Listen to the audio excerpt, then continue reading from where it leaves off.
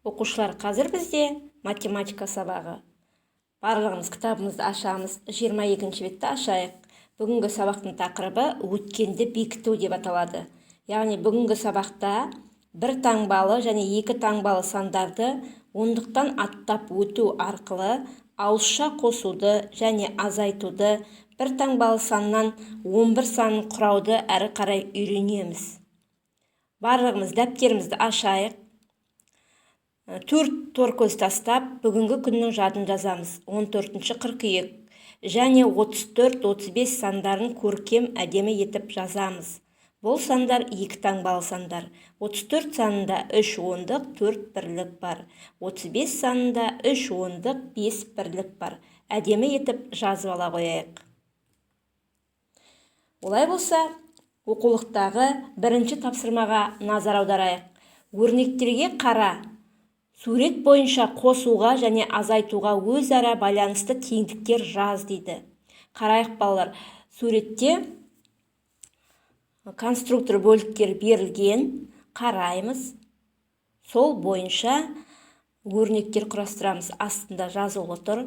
Мысалы, 7 мен 4-тің қосындысы. Тиімді тәсіл. Не істейміз балалар? Екінші қосылышты жіктеу арқылы шығарамыз. Яғни бірінші амалда біз толық ондыққа толтырамыз. Бірінші қосылыш ол 7, оның өзін жазамыз. Және екінші қосылыш 4-ті жіктейміз.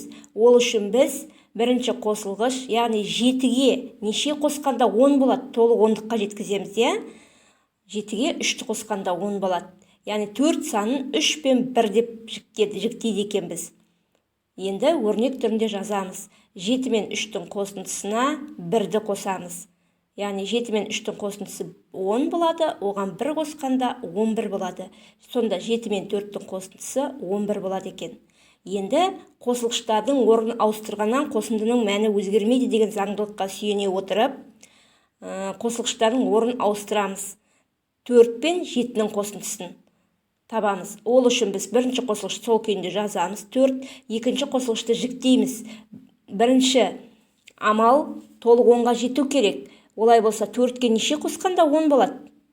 6, яғни 7 санын 6 мен 1 деп жіктейміз екен.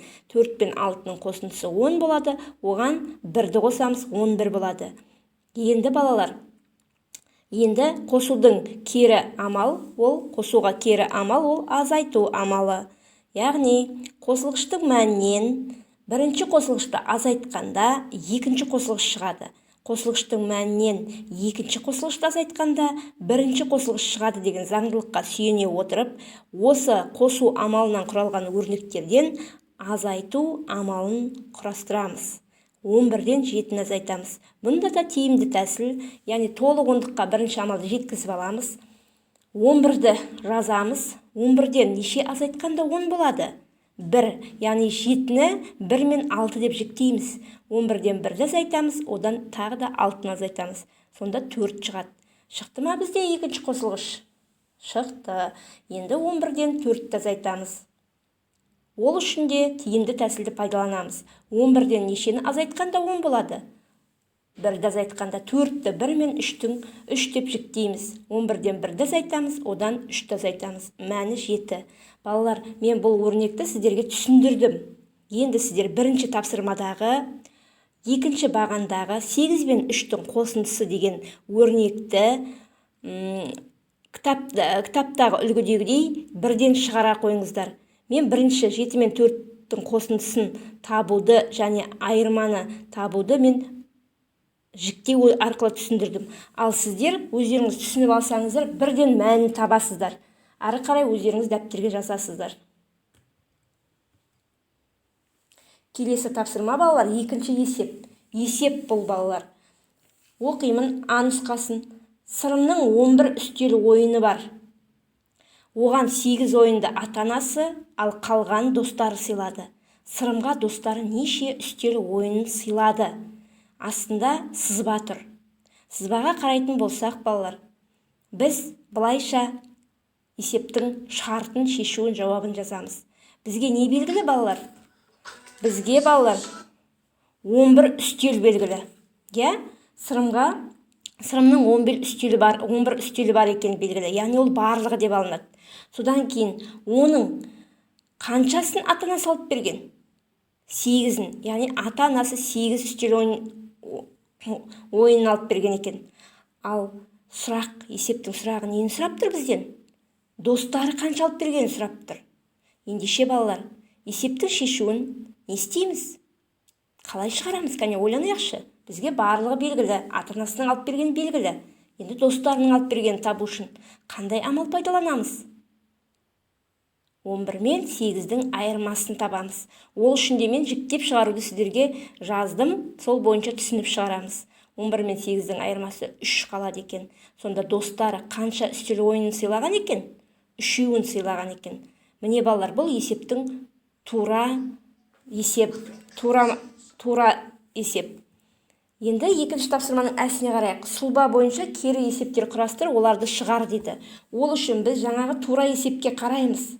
Біз жаңа тура есепте нені таптық? Достарын таптық, иә? Ендеше достары белгілі болады, ата-анасы белгісіз болады, ал барлығы сырымда 11 үстел бар екен белгілі болады. Олай болса, осы сұлба бойынша екі кері есеп құрастырасыздар. Үшінші тапсырманы ауызша орындаймыз. Төртінші тапсырмаға қарайық балалар. Диаграмма берілген. Әрбір түстен неше бөлшек пайдаланылған. Диаграмма бойынша нешеуі артық немесе нешеуі кем деген сұраққа жауап бересіздер. Диаграмманы қараңыздар. Мысалы, сары